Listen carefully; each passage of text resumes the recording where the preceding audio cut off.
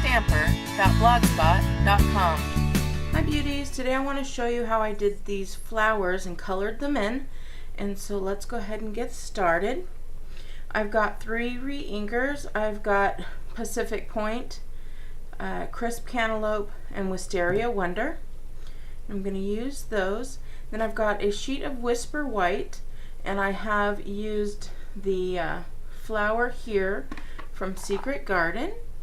And all I did is I took my embossing Versamark, stamped it with this flower, and stamped it onto the Whisper White, and then I embossed it with some white powder, embossing powder, and then I just took my heat gun and heated it up, and I don't know if you could see it or not, but the little flower's right in there. So what I'm going to do is I'm going to bring over my plate with some water. It's already got some Pacific Point in here, and I'm just going to leave it because I want to make sure I use that in here. So I'm going to take a drop of my Pacific Point, a drop of the Crisp Cantaloupe, and I only use a drop because I could always add more later, and then I've got a drop of Wisteria Wonder as well. And you can take a aqua pen if you'd like, but I just use my paintbrush. Then I'm going to take my spritzer here. It's just filled with water, and I'm going to go ahead and take that Whisper White. I'm going to hold it over this as not to get water everywhere, and I just juice that paper up really well. And I don't mind if it gets over here because I'm going to wet those colors up as well. So I'm just going to hold it as I do this so you can see. Then I take my paintbrush here. I'm going to start with some Crisp Cantaloupe. I'm just going to kind of drop some drops in there, and you can see that water starts to spread it out. And then I'm going to take some of the Wisteria Wonder and do the same thing. Just adding some drops wherever I'd like. And you'll see it just start to spread around there.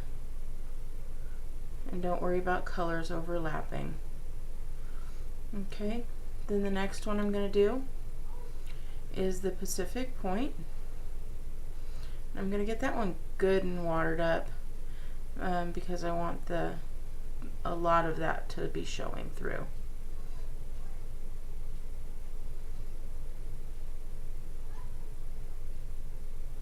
And a little bit more of that Wisteria Wonder with the Pacific Point added together to make it a little bit darker.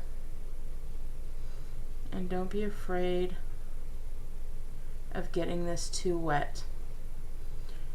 Okay, if you want to add in a little bit more of whatever color you're looking for, make a really pretty flower. Okay, and that's all you do. And if you'd like, you could re-spritz it again just to get those colors even. And there you go. You're just going to set that aside and you'll let that dry.